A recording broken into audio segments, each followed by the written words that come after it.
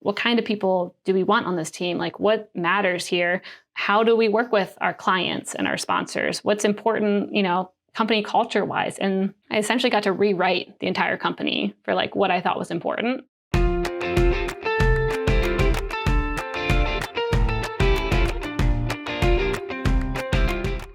Hi, everyone. It's Kara Goldin from The Kara Goldin Show, and I'm thrilled to have my next guest here, Stephanie Postles, who is the co-founder and CEO of Mission.org. You may or may not know Mission.org, but you will recognize some of her podcasts, including the one that I was on called Up Next in Commerce. She also has a few others, Journey, Story, and another one, wait, I have to get the name right. IT Visionaries. There you go. And so Stephanie co-founded and, as I mentioned, is the CEO of Mission.org, which is kind of the umbrella company to all of these amazing podcasts. Over 20 podcasts. Is that correct? Amazing. Over 20. Very, very cool. And I'm honored, by the way, because Stephanie just informed me, although she is a bit of a star and she ends up interviewing so many. This is her first podcast that she's been on to sort of share her story of building her dream and vision. So I'm very, very honored to have you. In the hot seat. Yes. A little nervous. Yes. Usually I get to ask all the hard questions. This time it's your turn. Okay. Well, that is, I'm very, very honored to have you here. So basically the Mission.org mission statement was really to build to get the great ones on that can kind of share. Wait, what did I have here? The great ones live their mission every day, but straight up calling your. Oh, wait. Sorry. Okay. Skip this part. Okay. We'll edit that part out. So we'll talk a little bit more about the Mission.org statement and really how calling your company the Mission.org is, you've set your bar quite high for sure, which is awesome. And like so many other entrepreneurs that are out there, Stephanie did not start off being an entrepreneur. She worked at a little company called Google and did some incredible stuff there that I'm sure she'll get into, but really looked at a lot of how the stories are really the things that create so many great businesses, so many great business models. All of these things are really, you are getting these stories out. So I love that you were doing what you're doing. And you've got a couple of other great co-founders who are also Army veterans. I read up on them too, which is super, super cool. So really excited to have you on to share a little bit more. So welcome. Thank you. Yeah, I'm really excited to be here. And yeah, thanks for the great intro. There's going to be a lot of good stuff to talk about today. So really cool. So tell me in your own words. So Mission.org, you were sitting inside of Google, right? And was there a little break in between you deciding that you were going to, first of all, talk about the Mission.org and then we'll backtrack a little bit on the story. Yeah, I was like, there's a lot of things that add up to it. So, I mean, Mission high level, we're a media company. We have a network of podcasts, like you said, we have 20 at this point.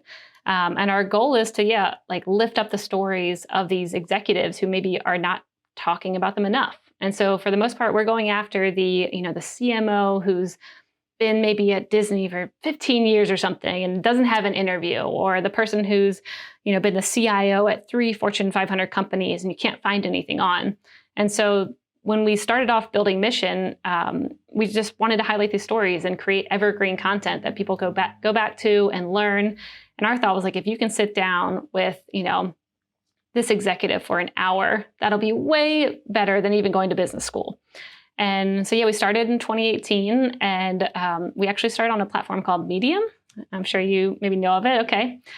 So we started back then and it was all in a written format to start. And so we started with a series called The Story. And that was telling the unknown backstory of people who changed the world. And we would leave their identity hidden until the climax. And we were writing these stories weekly. And it blew up. People loved it on Medium. All of a sudden, we started having all these writers writing for us. We were getting 20 submissions or more a day. And of course, there was the time period in the beginning where my co-founder, who was also my husband, he and I were writing these stories, and no one was watching and no one was listening, and it was all just crickets. And then finally it was like, took off. And we started thinking like, we don't really know if like this written format's here to stay. And I don't really like being, tied to one platform. So what's next? And so this was 2017. We were like, why don't we turn this into a podcast? But podcasts don't make money. How do we make money? We should go to a big company and, pitch this idea to them. They'll want to sponsor it. It's already doing well in unwritten format. And so we went to Salesforce and we just said, hey, we have this series called The Story. It's doing really well. Do you want to be the flagship sponsor of a podcast that will exist once we figure it out? And for some reason, they said yes. And I mean, the rest was history. They sponsored our first one. It won a bunch of awards. We had celebrities narrating it, like Alec Baldwin and Jeffrey Wright. And then we started seeing like, okay, there's a lot of other content we want to make. And we started meeting more people within the Fortune 500 and connecting with them and amazing people. And we were like, why haven't you been, interviewed before? Why? Like, I wish everyone could hear this stuff. And so that's when we kind of shifted a bit, focusing on building out a network of shows and experiences and media for the C-suite, like focusing on C-suites and industries. And so that's what we've been building ever since. So yeah, we've got, like you mentioned before, marketing trends where we're interviewing CMOs of the Fortune 1000. We've got IT visionaries or CIOs. I host the podcast you came on, Up Next in Commerce, talking to e-commerce leaders. I mean, there's many, but that's our focus now, growing not just podcasts, but video and experiences in general for these people. So that's the high level about mission. I love it. That's so great. And you worked at Google prior to co-founding the company. So how did you have co-founders. How did you guys all get together? Yeah. So it was, I feel like I have to back up before Google days because Google was kind of the middle point of it. So okay. Before Google, I had like a big love of finance and, trying to always find ways to make money because I realized early on that I didn't want to ever do hourly work really. Like I was like, that's just not my thing. Like I don't see how to get past this and how to, arbitrage it and make more. And I think that really stemmed from like thinking back to like my childhood when I was like little with like my dad. And he had, back when I was 6, something called Dad's Bank. And his whole point was he wanted us to invest money in Dad's Bank. Like we couldn't do it in normal bank. And so he was like, every time you get your birthday money or, you are doing chores or you're out helping a neighbor, like if you come invest in Dad's Bank, we'll write it down in this little notepad. You give me the money. And then every month he was giving us 10% compound interest, but you had to sit down with him and you had to do the math. And so you sit down and like every month I'm like watching my 10% like really compound where I'm like, damn, this is like growing a lot. And he did this with us up until we were probably 15. It got big to a point where he's like, all right, kids, take your money back here. I can't keep compounding this anymore. And so he would do things like that. And then he would have things at Christmas where he would have Dad's store and you'd have to take your money and go in and buy something. And of course it'd be like discounted prices. Like, a watch for my mom would maybe be normally $50 and he'd make us spend $5, which at the time still felt painful giving him $5. But it was always like, there was always transactions and always learning, how to either save money or make money. And so, yeah, I had this love of finance always growing up. And after college and doing a bunch of scrappy jobs on the side and bartending and all of that, I went to Fannie Mae, which is, like a mortgage company. And coming from Eastern Shore, Maryland, where I grew up, even getting across the Bay Bridge, like into DC was like a big deal. So at the time I was like, man, this is great. Like I'm working in finance. I was in this like rotational program and it was very boring. It was not what I thought it would be. I had like a very different idea of like what my finance degree would get me. So I started tinkering a lot because I was like, I would do my work and I'd do a great job and get great ratings for a while. And then I would just still be bored. And I would get home at 5 o'clock and be like, what should I do? And so at the time it was I think he was still, no, we were married, I think at this point, or no, not married, still boyfriend. Chad, and we would just start businesses. We went to the Virgin Islands and we saw this cool bracelet where, if you had like an outward U sign, it meant you were single. And if it was inward, it meant like you were taken. And we were like, brilliant. Let's bring it back to the US. And so always tinkering with things that didn't work. I mean, they definitely, lots of failures. But then after all these little tinkering things that didn't really work, things started getting a little shaky at Fannie Mae. I was kind of having some issues with one of the managers there. She really didn't like me. And it was one month that all the executives, like literally like the most senior people, I mean, imagine a bunch of older dudes, like 50s, 60s, all of them get laid off and me. And I was like basically kind of an intern. I mean, I was in this rotational program. I was like, a junior person. And it was honestly the best thing that ever happened to me, because I don't know if I would have jumped anywhere else for a while, because, I was like, well, this is like, people look at this job and it's great and you're making good money and you're working in DC and whatever. But at the same time, I was talking to Google. So this is how it gets back to Google. So I was kind of bored and just like looking on LinkedIn and stuff. And a recruiter reached out to me and said, hey, we saw that you've done all these side projects. I mean, they didn't care about Fannie Mae. They didn't even like reference my finance background. They were like, we see that you've built some apps and that you built this iPad magazine, and we want to talk to you. And so it was perfect timing because they flew me out, and I told them, I was like, I just got laid off. And they were like, that's fine. I don't care. And so I interviewed with 10 different teams there. I got offers from most of them, but picked the one that felt most startup-y to me, because I was just thinking, like, knowing me, and I get bored quickly, no matter what it is. If I get put into a company that feels like a process, I just know I won't do well, because that's exactly kind of what happened. I was put into a process. I was writing housing papers. I was writing SQL queries. Like, it was just very process-oriented. And so I picked the Google Maps team to go in there. I was one of 2 finance people, and I was managing $1 billion P&L, and I was working on divesting a satellite company called Terabella, and they were like, had no processes. They were like, Steph, we just need someone to come in, and you got to play finance, but you also have to play product, and you also have to like go travel and like work with these engineers. I mean, it felt all over the place. And I was like, that's my style. Perfect.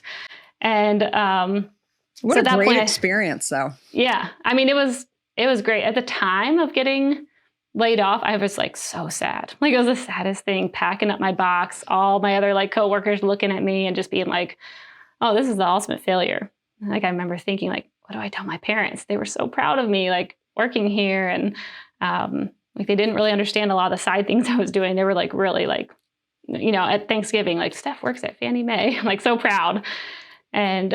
But now I look back, I'm like, that was just the best thing that happened, because I don't think I would have ever chosen to, leave my whole family in Maryland and fly out to California and live there and take a job. As Steve Jobs used to famously say, I mean, the dots eventually connect if you allow yourself to go back and look at it. And when you're in it, when you're in those hairy times, like, you just think it's the end of the world for sure. But I think it's such a great example. But so the co-founders basically the co-founders, your co-founders, were they at Google as well? No. So my original co-founder was, at the time, my husband, now my ex-husband. So got it. Chad. Yeah. Okay. So we had always been doing businesses together. Like when that was kind of how our relationship even started. He was in the military, and he had been deployed, to Iraq and Egypt, and he had been in there for a long time, 8 to 10 years, I think. And so I met him back at my college town. He was like, bartending at some random house party, and I met him. And then soon after, like 6 months later, he got deployed.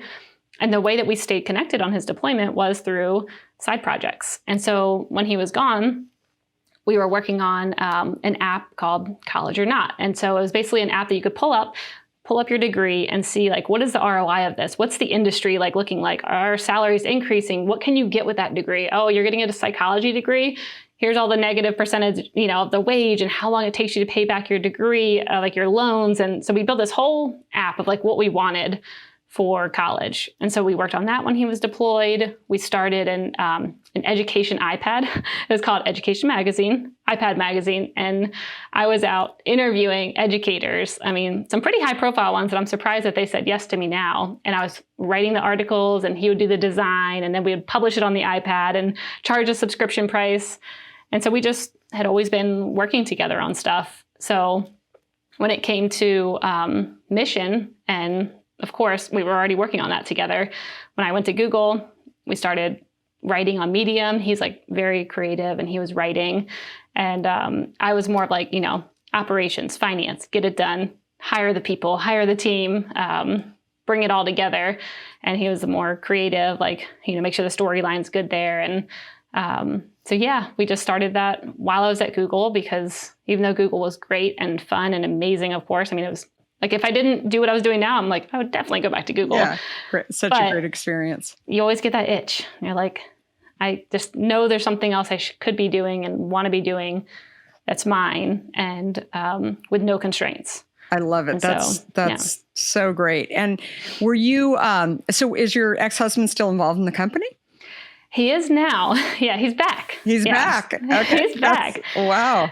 Yeah. So, the company's been through a lot of ups and downs. And there was a time period of about a year or two that he was not involved anymore. So, he was struggling with PTSD. And so the company started in 2018 and 2019 was fine. The end of 2019, some weird things started happening, like, finances are kind of looking weird, and, disappearing for weeks at a time and being like, let me just run this company. And at this point we had one kid, our now 4-year-old Grayson. Mm-hmm. He was born in 2018, kind of early starting of the company. He was always on me, strapped to me. I'd be listening to podcast episodes at night and feeding him. And I relate. So yeah, I know. That's why when I heard your story about, getting into Whole Foods, I was like, that was literally me. I totally relate. So, but that's great. So he's back in, and what does he do? How does he divide? So it's still kind of new.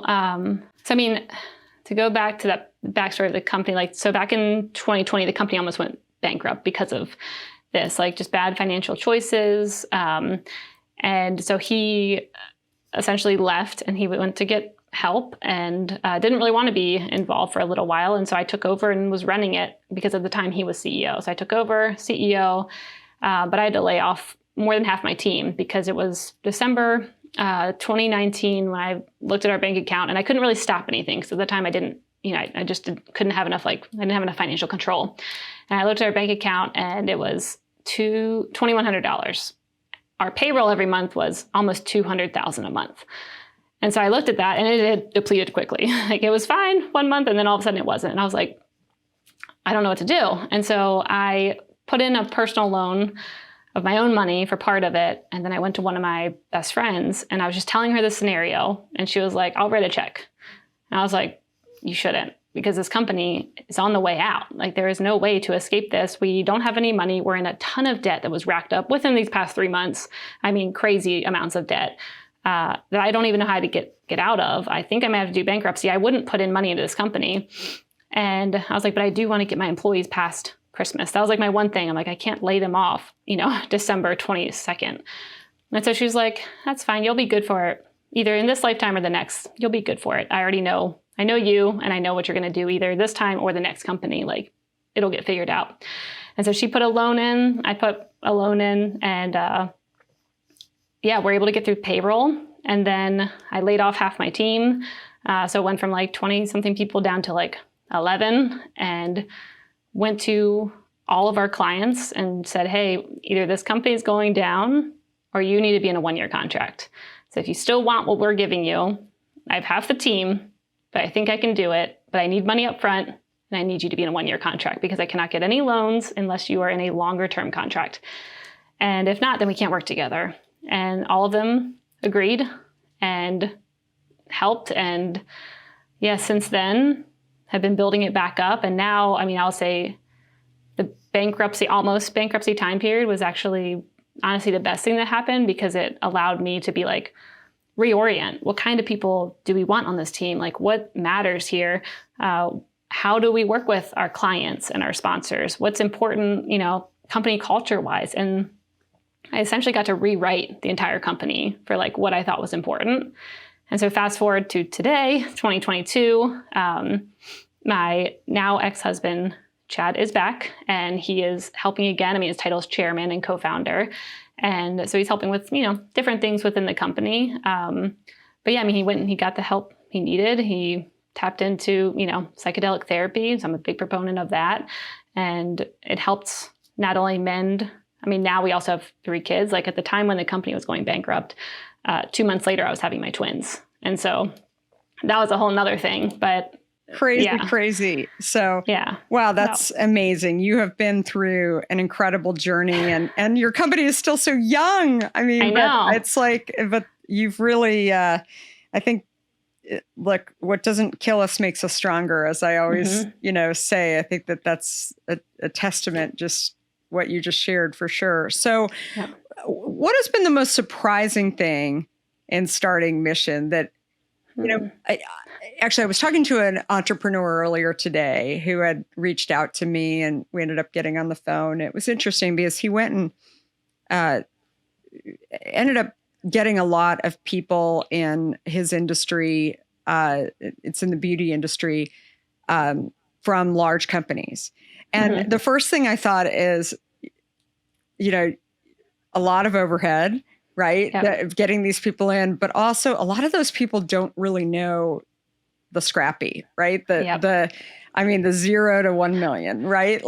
Which is, I'm sure, and you don't see that when you're working in these large companies either. So it's not like you worked there at the early days of Google where you didn't see them trying to make payroll and all of, those times. So what do you think is kind of the thing that for people who are thinking, oh, maybe I'm going to go start my own company, that you just didn't know? I think what you said was also a very interesting point around when you think about hiring. I mean, it's different from when I was first starting the company, like 0 to 1 million. I feel like I focused on hiring a certain type of person that was more loyal and scrappy and, could learn quickly. I mean, we hired 2 people when they were back in 2017. Our first 2 hires were these 2 17-year-olds that they dropped out of college and they're going to do this other program. And we met them and we were like, wow, you both are really smart. And they're still at the company today. Wow. And so even through, and these were 2 people who, when I said, hey, I might not be able to pay you for a month. And they were like, that's okay. And at this point I was also like, hey, I might have to go start another company because this one might be gone. They're like, that's fine. We'll follow you to that one. And so like the most loyal, amazing people, like I think in the 0 to 1 million range, that's what was really important to me, of like finding those people who could learn, who could wear multiple hats, who I can 1 second say you're on sales, now you're the editor in chief, now you're my chief of staff, now you're a producer, jump in and help me host this show. Like that's what was important then. After 1 million, I feel like now I'm having to look for a different style of employee because I'm sure you've heard the saying, like what got you to a 1 million will break you afterwards. Yeah, like you can't keep operating. It's Yeah. And so now I'm looking like, okay, 5 million plus, what are these founders doing in the 5 to 10 million range? Like, how are they hiring people? And it's definitely quite a bit different, but I still think looking for the people with a scrappy mentality. Where we've ever struggled before is when we hire people who, honestly, like me coming from a Google where they're like, okay, let's talk about, all these things that I had at a prior company, and they don't understand the hustle of like, the fact that this company's even here and can pay you is honestly like an amazing feat. And so, asking for all these other things as if you can compare to, a Google or, a huge tech company. Like I want to find the people that can still respect what's going on to even have this company existing. And so it's a different kind of hiring. It's looking for people who can also withstand like a wartime mentality that, is okay when shit hits the fan and still are ready to help and not run. And then, I also feel like hiring people who have like this positive mindset. Like I'm sure you've seen it, how one person can infiltrate the org in a positive or a negative way. Yeah. And so just kind of, especially with everything, everyone working remotely now, realizing like how important that is more than ever is interesting to think about day to day of like, how do we keep our environment fun and flexible, but firm and like, get done what we need to get done, but also like still have like a fun time. Because the whole point of building this company was to build when we set out to build it, we said we want to build an infinite game. And we want to build a company that is a game that we just want to keep playing. We don't want to stop. And so we want to also find employees like that of like, this is a game and we can make it what we want. And we can make it as fun as we want, or we can be here and struggle every day. Like, how do you want to play? I think that sort of goes along with, I remember when I was first building Hint, and the first people, I think it was shortly after, maybe we were not quite 1 million. They quit and they went and took another job. And I remember thinking like somebody had just cut off my arm, right? That it was just, it was so sad, right? I felt like I take it so personally. Yeah, like I had failed and, I'm not creating, we only had, 5 people at the company or something, but I wasn't creating the right fit and all of these things. And I always tell people that, you have to trust that these people know who they are, right? And what they need. And I think that the other thing is, it's kind of a miracle. I mean, first of all, you had no experience in the podcast industry. You had other you're a smart cookie, right? You're doing other things. But the fact that anybody even came to, I was in tech and then I started a beverage company. I'm like, come on, we're going to start this thing and we're going to Whole Foods. I have no idea what I'm doing. The fact that even one person showed up and said, okay, we're going to go and create this category of unsweetened flavored water. And why should they trust me at all, right? To go and line up. So it's definitely in the early days, just be grateful that even one person came to help. Right. And that they, dealt with, probably not as much money as they could have made somewhere else. All of those kind of things, and definitely I'm sure you have those stories too. Has the mission changed of your company since you first started? Yeah. I mean, when we first started, we were definitely a bit more, I'd say, consumer focused. I mean, our 2 first podcasts, The Story, which I mentioned, and then Mission Daily. That was our 2 first. Both of them were pretty consumer focused. So Mission Daily, my co-founder and ex-husband Chad and I would sit down the mic every day and talk about books we were reading and talk about Michael Crichton and talk about Jim Collins. And, and then we would also do interviews with people too, like CEOs in the Valley. We would bring him in. We had a studio in Palo Alto that was also our house. And I mean, these executives would come through to be on Mission Daily all the time because it was right along the route to work up to SF. So it was kind of a show, just what we wanted it to be. And so it still had the ties of speaking to executives, learning from them, the people who've been on the front lines and actually, have the best war stories and, just history to learn from. But then it was also catered towards anyone who just wanted to learn in general, like anything. And that was how the Medium publication started out too.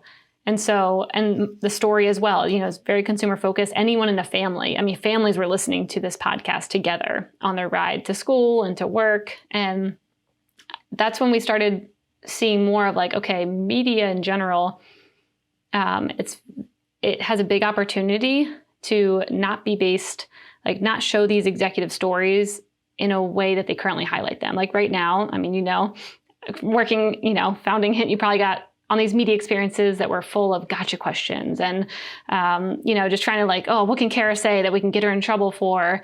And they just, to us, it was always around FUD, like fear, uncertainty, doubt. And that's like how they were getting people to even watch this. And the more we started seeing that, the more we were like, we want to do the opposite. You've been on our show, so you see how it is. Like, we want an executive to come on and we want it to be the best experience they've ever had in a way that they also want to open up and tell us stories that are actually helpful to all the people who want to learn. And so we did start to shift a bit, focusing more on executives and industries and like a little bit more niche, just because we thought like if we can do a really good job with that and bring on the best people, it'll help more people who really care about that concept, because there's tons of podcasts that can, focus on everyone, but we were like, there's not enough that focus on these industries and these executives and get their stories. And with that came, the funding model of getting the right sponsors and just being able to have a lot more upside and a long-term relationship and not messing around with CPM deals and, like consumer-facing companies who just want to run ads for 2 days and see the metrics, and they're not thinking long term. And so we didn't want to play in that space, because our whole point was like, we're building evergreen content. It can be here in 10 years and we still want it to be relevant. We still want it to be good. That's why it's not going to be news-based. It's not going to be what happened today. I mean, we want to get the best tips that can help anyone, years to come. And so with that, we want to find aligned partners who also have that goal in mind, who are ready to work with us on this content and, assist us, not just through funding, of course, like sponsorships are nice, but like, how else can we partner together to create a long-term relationship? And so, that's a bit how it shifted. That's really interesting. So what do you think? I mean, obviously the podcast space has grown a lot. Like, how do you differentiate yourself and how do you get the word out? So you've got these sponsors for, Salesforce, just as an example, but then how do you get the word out about what you're doing? Obviously you get great guests and all these, there's a lot of pull in that way, but what do you think I feel like there's a lot of people who have been working from home who are starting podcasts. And so it got really crowded. And I think, we'll go back into where some of those are stopping. They're not doing it anymore and whatever. But how do you grow your podcast, I guess, is sort of the big piece. Yeah. I mean, a lot of different ways, because we've been doing it for quite a few years, we've been able to experiment with a lot of things.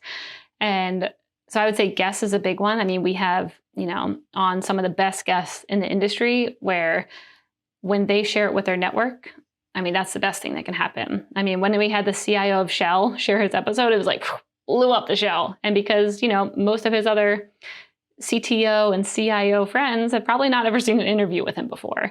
And so, same thing. We had someone on from Burger King, like he shared his episode, and it's like all of a sudden the, fast food, everyone started following us and reaching out and wanting to be guests. And so I'd say guest quality is definitely very helpful and hard to do, because it just takes so long to book these executives. And I mean, we're putting out, 15 episodes a week or something every week, nonstop. Like there are no breaks. Yeah. And so our team, I mean, bless them, they're amazing. They are constantly reaching out. I mean, we take about 1% of inbound, 1%. I mean, we get 100 emails probably every couple of days of people trying to come on as guests. And so, we take almost none, because the whole point is like, if you're reaching out that hard, you already can go on every other show. Like that's why we do our cold reach outs to the people that we specifically want. So guest quality is a big one, especially when they're sharing it with their networks and getting in front of other, like-minded people. And then we still sometimes tap into Medium. We share our stuff on our publication.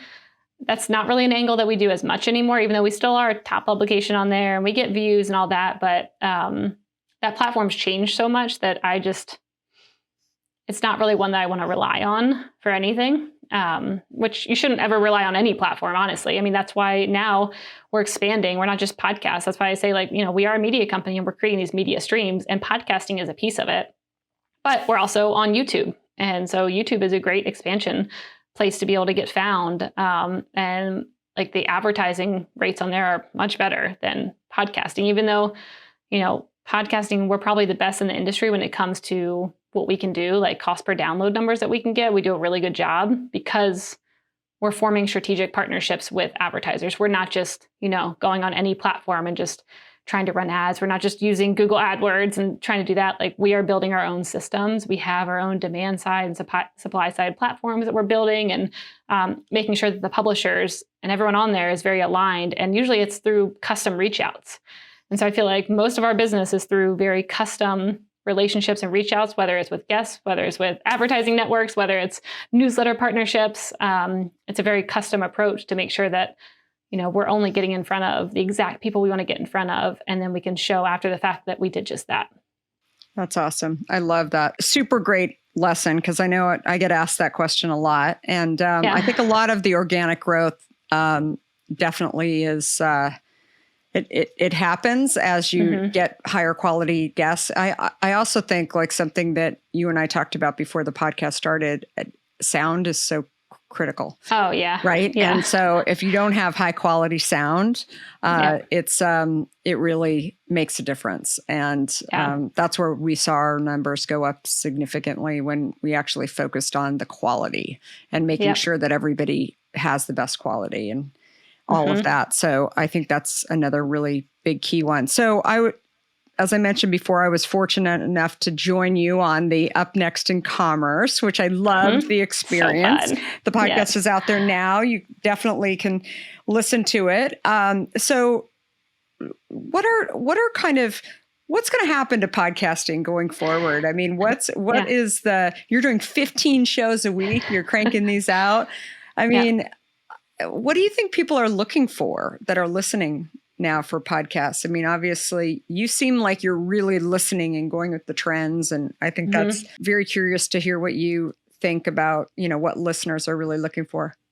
Yeah. So, I mean, I will caveat it with saying we are in a very different industry. Like I'm not looking into crime dramas. I'm not, even listening to news podcasts. So I can't really speak to those areas just because I'm so focused on business and tech, honestly. Like those are like tunnel vision on those areas. But for those, I mean, one big area that we're betting on is video, which, the podcast that I did with you is all out on video now. And we have trailers and clips. And that to me is where the future is headed. And I think that if you're not doing video now, you'll regret it because a lot of the podcast players will start to, you will be at an advantage if you have video. If you think about Spotify, like right now, they're already starting to show video on the players themselves.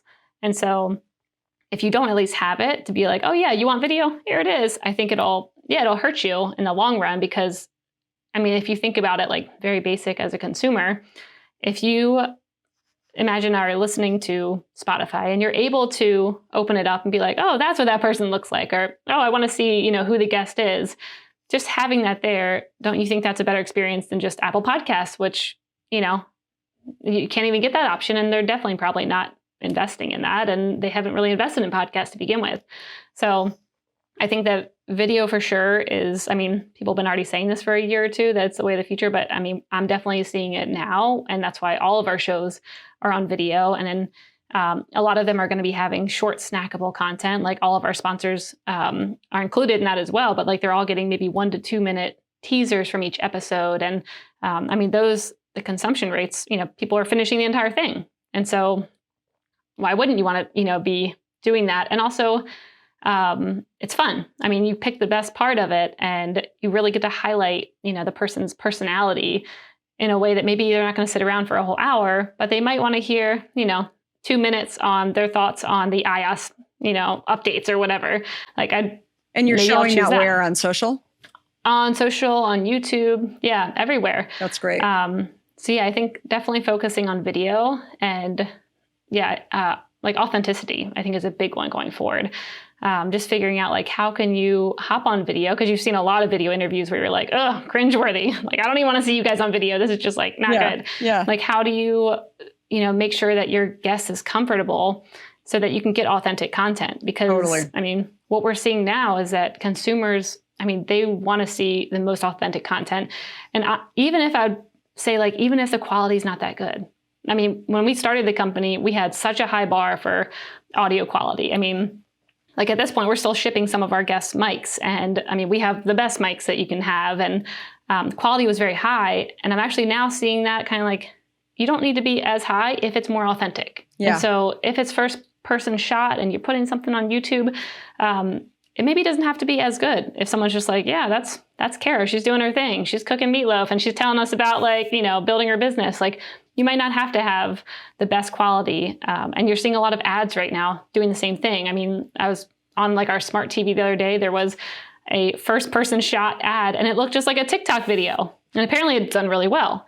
And so I think thinking through, how do you make sure that the content's authentic and it's cross-platform, never focusing on one platform. I think that's really, really interesting. So, wow, so many tidbits here. You have me thinking for sure. And I loved just hearing about the obstacles that you've overcome. And I think that definitely there's a clear direction that I'm hearing that you just have to go figure it out, and you have to figure out how to move forward, which definitely is something that I always talk about. So thank you so much for coming on, Stephanie. Again, I'm so privileged and honored that you chose us to come on for your first one. So great. And thanks everybody for listening to this episode. Where can people find all of your, is it mission.org? People can go to mission.org, check us out. I mean, we're everywhere. You can go YouTube, Spotify, Apple, our website, or find me on LinkedIn and say hi and reach out. Definitely. Love to connect. And your YouTube is really, really great too. So definitely everybody check it out. And please subscribe to the Kara Goldin Show. Give this episode 5 stars. Those algorithms really love those 5 stars. And the more we get, and definitely for this episode, for Stephanie's episode, definitely it really, really helps. And you can find me on all social platforms at Kara Goldin. Also, don't forget to pick up a copy of my book, Undaunted, where you can hear a lot more about my journey and building my company. Who knows? Maybe we'll get Stephanie to write her book at some point. One day along the way. And we're here every Monday and Wednesday. May actually be adding another day very soon. So we'll see. We're in discussions about that. And thanks everyone for listening, and goodbye for now.